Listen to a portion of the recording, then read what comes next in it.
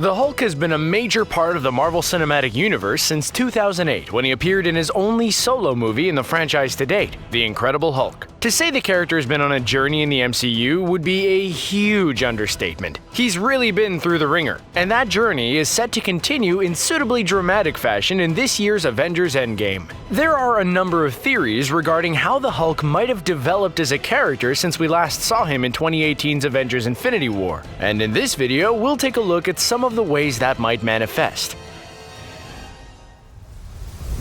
To begin with, let's take a look at the journey the Hulk's been on so far in the MCU. It's one of the most bizarre and indeed one of the most interesting character arcs in the entire franchise. We were introduced to him in the aforementioned The Incredible Hulk no less than 11 years ago, when Edward Norton played the part of his alter ego Bruce Banner. While the opening credits did play over footage of what happened in the 2005 laboratory accident that caused Banner to transform into the Hulk, we first met him properly 5 years later when he was hiding in Brazil. The Incredible Hulk was set in 2010, running concurrently with Iron Man 2 if that has confused you. Banner was forced to leave his life and the love of it, Betty Ross, behind, hoping to find a cure for his condition. He was found and brought back to the United States by William Hurt's General Ross, defeated Tim Roth's Abomination, became a fugitive once more, and was revealed to be somewhat in control of his transformations at the movie's climax. And we next meet him in 2012's The Avengers, when he'd mysteriously morphed into Mark Ruffalo, thanks to Edward Norton falling out with Marvel over control of Bruce Banner's script. It was at this point that S.H.I.E.L.D. and specifically Scarlett Johansson's Natasha Romanoff found him in India where he'd been working as a doctor. Romanoff explained that S.H.I.E.L.D. had been helping him to remain hidden, but that they needed him to help with a potential global catastrophe. He joined up with the other Avengers in the United States, helped them to defeat Loki and the Chitauri in New York City, at which point it was confirmed he had control over his transformations, and was no longer considered a fugitive. Next up, after a brief cameo in the post-credit scene of 2013's Iron Man 3, we caught up with Banner in 2015's Avengers Age of Ultron, where he had become a bona fide member of the Avengers. After assisting his heroic allies in defeating the murder bot he helped to create, he jetted off into space in a Quinjet, having come to the realization that he was a threat to both the Earth and his new love interest, Natasha Romanoff. And that's when things got really weird for the character.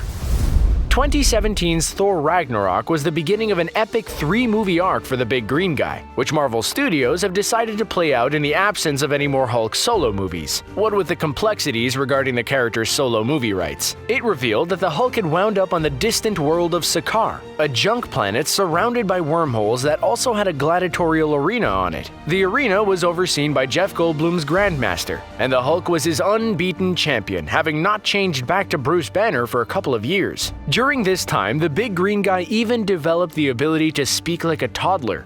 No Banner, only Hulk! His transformation back to Bruce Banner didn't happen until Thor inadvertently joined the Hulk, fought him in the arena, and escaped the planet. He then headed to Asgard, where he fought against the ferocious Fenris in Thor's battle against Hela and her army. A battle the heroes won, and subsequently headed to Earth on the ship known as the Statesman. Then came Avengers Infinity War in 2018. The Hulk was still on board the Asgardian refugee vessel when Thanos and the Black Order attacked it in the hope of getting their hands on the Tesseract. The big green guy ambushed the Mad Titan, hoping to gain an advantage over him by taking him by surprise.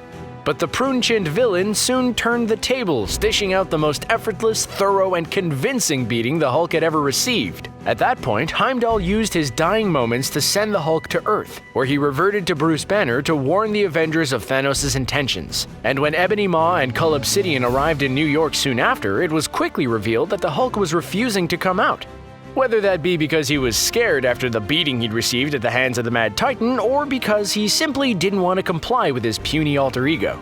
Banner then participated in the Battle of Wakanda, where he wore the Hulkbuster armor in lieu of the Hulk's refusal to re-emerge. He fought valiantly, even being the one to kill off the aforementioned Cull Obsidian, but he could do nothing to prevent Thanos from obtaining the last Infinity Stone from Vision's forehead and executing the decimation.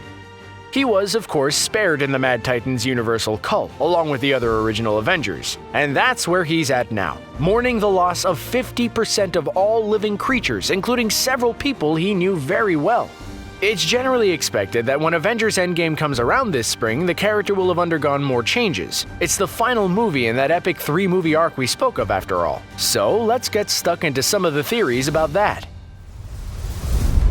One prominent theory is that if indeed his refusal to come out in Infinity War was due to his fear of Thanos, he'll have gotten over that fear and will be ready for the rematch. Moreover, there's a theory that he's spent time specifically training, perhaps with Steve Rogers, to improve his fighting technique when he's in his Hulk form. Hulk has always been a brute whose fighting mantra is no more complicated than Hulk smash, and that simply didn't work against the Mad Titan, a character who is clearly extremely well drilled in a variety of fighting styles. If Hulk displays some actual fighting skill, becomes less rash, more disciplined, and more methodical, Thanos might be in for a giant green surprise if he goes up against the other guy again. But there are also some more radical theories regarding how the Hulk might have changed as a character come the release of Avengers Endgame, one of which suggests he might be a heck of a lot more powerful. In the comic books, for example in the World War Hulk story arc from 2010, the Hulk is proven to increase in power thanks to external factors, such as absorbing radiation from other planets or experiencing emotional trauma. Given that the MCU version of Hulk has recently spent time on Sakaar and endured the emotional trauma of the decimation, there's every chance a more powerful version of his inner monster could be ready to be unleashed. If that's the case, it might just happen in a showdown with Thanos in Avengers Endgame, especially given the anxiety he'll experience knowing that he's fighting for the fate of the universe and the lives of his heroic allies. Of course, it could end up backfiring and being counterproductive, as the Hulk at his most powerful has been known to crack planets in half with sheer brute strength. And that's the last thing Earth needs in the MCU, given the trauma it's already experienced in recent years. Another possibility is that Avengers Endgame will introduce the idea of the Professor Hulk character, who first appeared in a comic in 1991's Incredible Hulk Volume 1, issue number 377. Professor Hulk is a sort of midway point between Bruce Banner and the Hulk, an ideal merger of the two entities. And while he's still green and muscular, he doesn't look quite as hulked out. And most importantly, he retains the intelligence and personality of Banner. That's a character who can be potentially very dangerous. Banner is one of the smartest people on Earth, and he would undoubtedly be of great use in the fight against Thanos in the MCU. Rather interestingly, some of the artwork for the fourth Avengers movie shows the Hulk looking a lot more human. His face resembles Mark Ruffalo's more than ever before. He's not quite as monstrous or veiny as he usually is, and he's wearing a superhero uniform that suggests he doesn't intend to change his size anytime soon. Could it be that Banner and the Hulk have come to some kind of compromise to meet in the middle for the greater good? It's entirely possible. On the flip side of the Professor Hulk theory, there are some people who are suggesting that Bruce Banner and the Hulk could be split in two in Avengers Endgame. The two characters have been at odds for some time now, with the culmination of that being Avengers Infinity War, when Banner tried to Hulk out and the big green guy flat out told him no. The heroes of the MCU might come to the conclusion that for the greater good, the best option is to split the two characters up. Not that we know how they'd do it, but it's certainly an interesting theory. It's happened on several occasions in the comics, and it results in Banner being free from the burden of the Hulk, while the Hulk becomes a being of pure, unbridled rage, which frankly could be exactly what's needed in the fight back against Thanos. Moving on from that idea, ever since Loki died in Avengers Infinity War, people have been theorizing that the God of Mischief somehow faked his own death, and that he's been masquerading as another character ever since. One of those characters is potentially the Hulk, so the Hulk we see in Avengers Endgame, and indeed the Bruce Banner we saw in Infinity War, might not actually be the real version of the character at all. What? It does make some sense. It would explain to a point why Banner couldn't Hulk out for the entirety of the movie. But it also begs the question, where is the real Hulk? If that theory turns out to be true, we might get to see what has happened to the real version of the big green guy when Endgame comes out this spring. Could it be that he's somehow been held captive by Loki so that the self-proclaimed rightful king of Jotunheim could take his place? It would be quite the reveal in Endgame to see that the Hulk has actually been cast out to the far reaches of space and held prisoner by Thor's adoptive brother.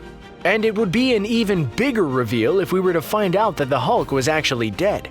There's a suggestion that the Hulk was actually killed by Thanos in Avengers Infinity War, which Loki saw as an opportunity to masquerade as the character going forward. And the Loki who was killed by Thanos was just a poor, unfortunate, random Asgardian refugee.